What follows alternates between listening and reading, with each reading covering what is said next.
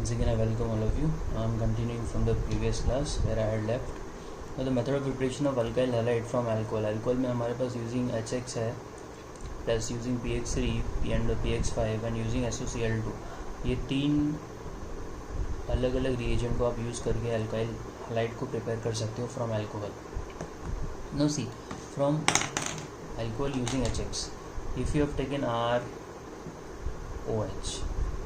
plus HX, so you are getting RX plus water. ठीक है. अब ये जो HX है ये आपका तीन हो सकता है, या तो ये हो सकता है HCl, या तो हो सकता है HBr, और we can have a HR. So now one by one we'll write it. So you must have heard name called Lucas reagent. It's a very important reagent used for discrimination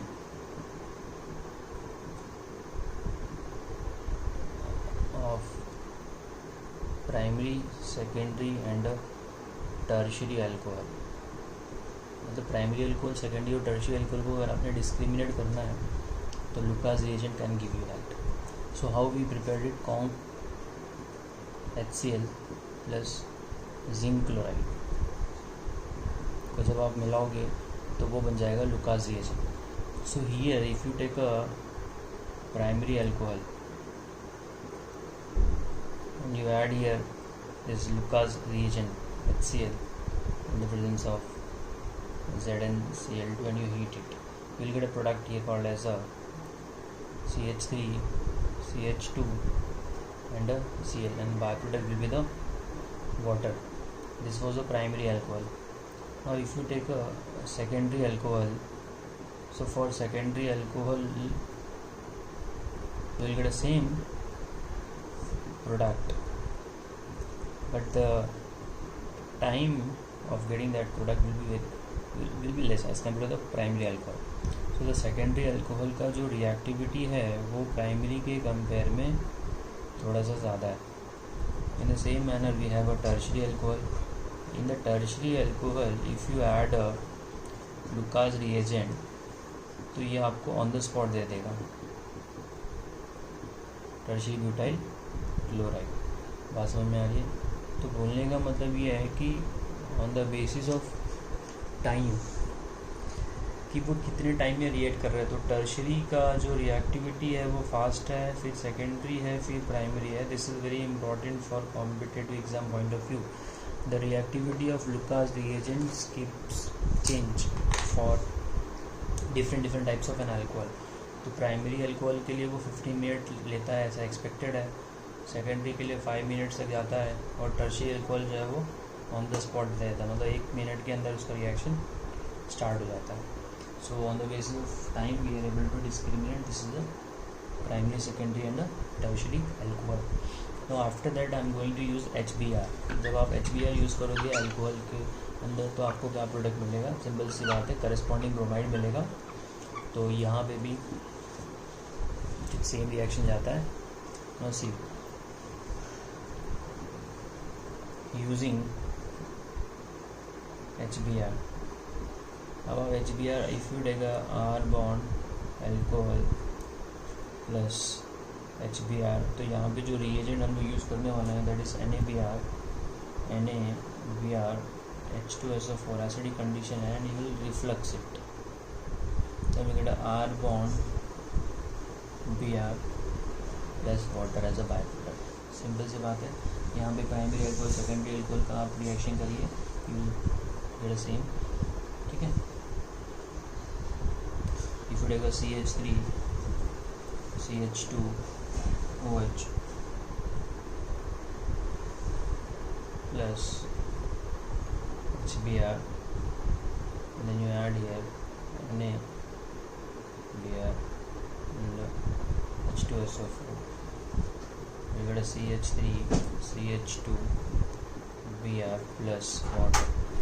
This is a very important question which you should keep in mind. ये बड़ा interesting concept है. यहाँ का जो H2SO4 है ये concentrated चल जाएगा फॉर प्राइमरी अल्कोहल. अगर आपने सेकेंडरी और टर्शियरी अल्कोहल लिया है और वहाँ पे आपने कॉन्सेंट्रेशन ऑफ एन H2SO4 जो है ना हाई रखा है, मतलब it has to be dilute, otherwise it will do elimination, it will follow elimination reaction. ये जस्ट माइंड में रखना। For primary alcohol that's going to work, but for secondary and tertiary alcohol the medium of H2SO4 the level concentration जो है उसकी dilute होनी चाहिए, it has to be more diluted as compare to the primary alcohol. ये जरा important है, दिमाग में रखना। And everything will be as it is corresponding alkyl halide you are going to it. Now when you take a iodine, if you want to get iodine using HI, तो आपने use करना है alcohol plus HI, so you will get a वो जो triangle का मतलब आपने heating करनी है, you will get a R bond I plus H2O, ठीक है। एंड इसके पहले भी मैंने बता दिया था reactivity of alcohol with HX, ठीक है। HX मतलब होता है तुम्हारा हेलो एसिड्स भी हम उसको बोल सकते हैं। 3 डिग्री अल्कोहल पहले रिएक्ट करता है, फिर 2 डिग्री करता है, फिर 1 डिग्री करता है। ये based upon intermediate of stability है, because tertiary carbocation is more stable than आपका सेकेंडरी कार्बोकेटायन आता है,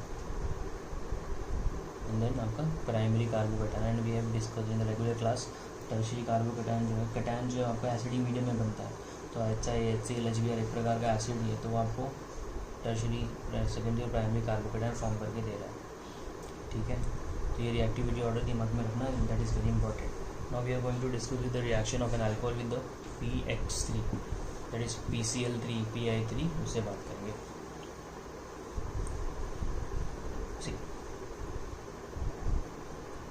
Alcohol with PX3, alcohol with PX3. If you take a ethyl alcohol C2H5OH plus PCl3, so you will get a here C2H5Cl plus H3PO3, that is phosphorus acid, phosphorous acid. तो अब इसको balance करना पड़ेगा। यहाँ पे 3 chlorine है, तो इसको आपने 3 करना पड़ेगा, और ये भी आपको 3 करना पड़ेगा। अब इसका मैकेनिज्म है, बड़ा इंटरेस्टिंग और इम्पोर्टेंट है, बता देता हूँ। एक्सपेक्टेड नहीं है बोर्ड के एग्जाम में, बट कॉम्पिटिटिव एग्जाम में आपको ये सब पता होना चाहिए। No see the mechanism point of view, I take a normal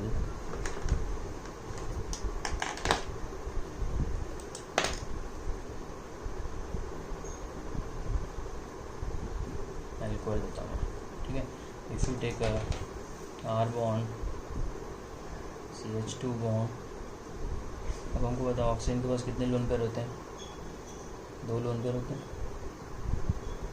PCl CL I think is very light.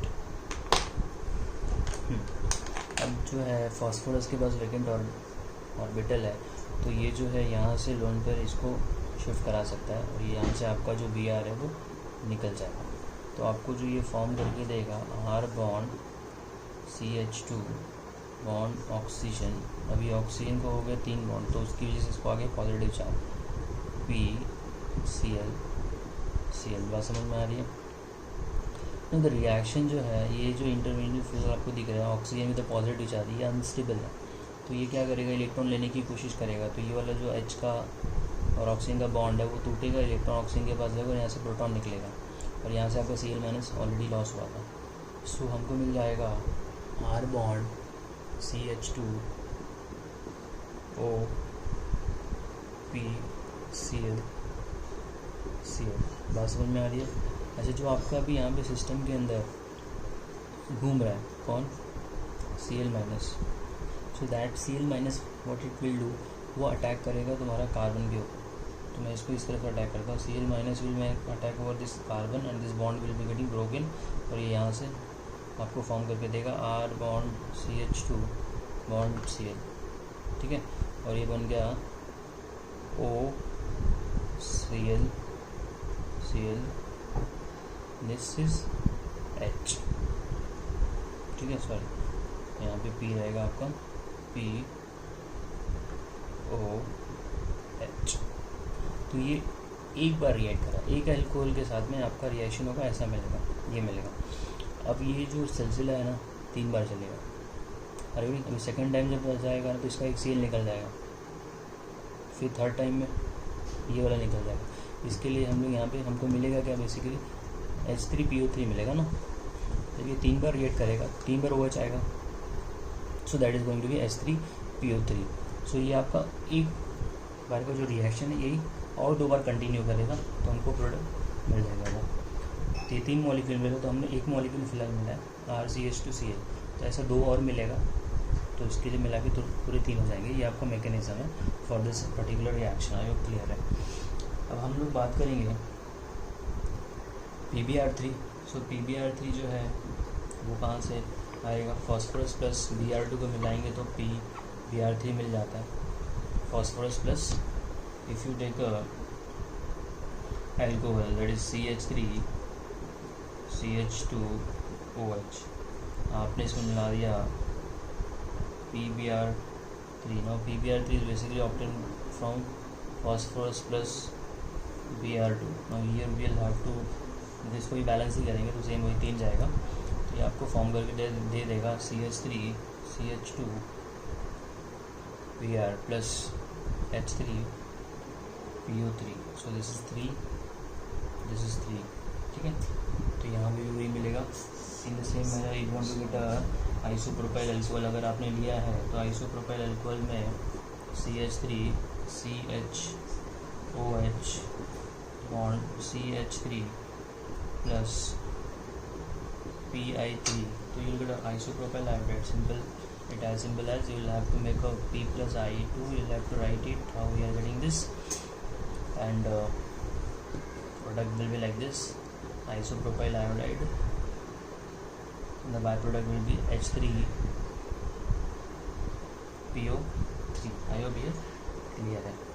So using PX3 we got PCl3, PbR3 and PI3। now we are going to discuss about the how PCl5 is function। तो PCl5 बनाने के लिए कुछ ज़्यादा ज़रूरत नहीं अपने को, we will have to just write it PCl5 see ROH with PCl5। तो PbR3 और PI3 डज नॉट एग्जिस्ट है, उनका बॉन्डिंग नहीं हो पाता है, ठीक है। PCl5 का बॉन्डिंग हो जाता है फॉस्फोरस और क्लोरीन का, बिकॉज ऑफ एनर्जी गैप बहुत कम होता है और ऑर्बिटल का स्पेस भी होता है। आयोडीन काफ़ी बड़ा आइटम है, Br भी काफ़ी बड़ा आइटम है, so they can not make an overlap bonding with the phosphorus, so they don't exist at all. अब बात करते हैं इसमें प्रोडक्ट क्या होगा यहाँ पे। See if you take alcohol CH3 CH2OH plus PCl5, simple सी बात है। Again will get corresponding alkyl halide CH3 CH2Cl plus यहाँ पे आपको बाय प्रोडक्ट मिलेगा HCl plus PuCl3, phosphorus oxychloride.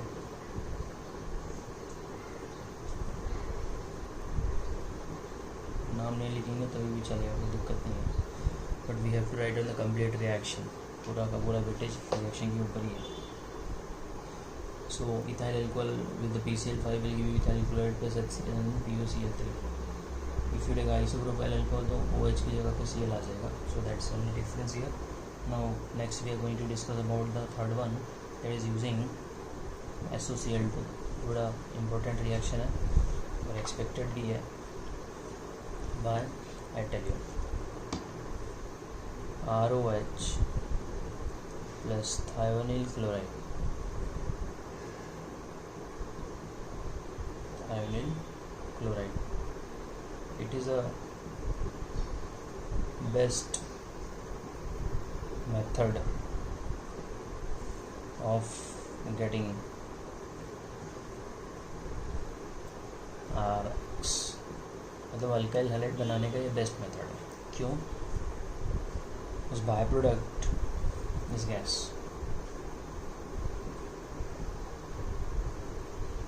HCl and SO2 यहाँ पे बाय प्रोडक्ट मिलता है, वो दोनों के दोनों गैस हैं तो वो निकल जाता है सिस्टम से, तो हमको फर्दर सेपरेशन करने की ज़रूरत नहीं पड़ती। तो ये बड़ा इम्पॉर्टेंट और इंटरेस्टिंग रिएक्शन है जो कि आपको एक्सपेक्टेड है।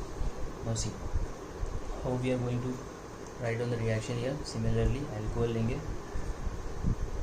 CH3 CH2 OH plus SOCl2 लेंगे। ये एक रिएक्शन जो है ना ये pyridine के प्रेजेंस में जाएगा ना। Why we are taking the pyridine वो मैं बताता हूँ आपको। तो ये बेसिकली फॉर्म करके दे देगा आपको CH3 CH2Cl plus HCl plus SO2, ठीक है। अगर pyridine है तो ये जो है ना ये आपका विथ pyridine, ये घुट्टा मार लो, with pyridine it is SN2 reaction and without pyridine it is SNI। SN2 मतलब होता है biomolecular nucleophilic substitution, internal nucleophilic substitution इसका फुल फॉर्म है। ये जस्ट दिमाग में रखना, ये इंपॉर्टेंट है। फिलहाल तो हमको सिलेबस में विद pyridine ही दिया है। तो ये बेसिकली आपका SN2 रिएक्शन है और SN2 रिएक्शन में हमको 100% इन्वर्जन होता है। और what is inversion and all we will discuss later. So ये आई होप ये रिएक्शन क्लियर है। And why it is a best reaction as I told you, product by product is HCl and SO2 and you must be getting survive we are using the pyridine। तो pyridine जो है एक प्रकार का base होता है। तो actually जो है HCl जो है वो एसिड होता है, तो उसको न्यूट्रलाइज करने के लिए हम लोग यूज़ करते हैं यहाँ पे pyridine as a solvent. Now the next we are going to talk about the last one, that is halide action। ये भी इम्पॉर्टेंट है। यहाँ पे आपको एक और चीज़ थी, ये जो अभी हमने डिस्कस किया अल्कोहल प्लस SOCl2, इसको डार्जन प्रोसीजर भी बोला जाता है। क्या बोला जाता है? डार्जन प्रोसीजर। दिमाग में फिट कर लो, SOCl2 प्लस अल्कोहल वाला जो है that is a डार्जन procedure. Now fourth one from halide exchange।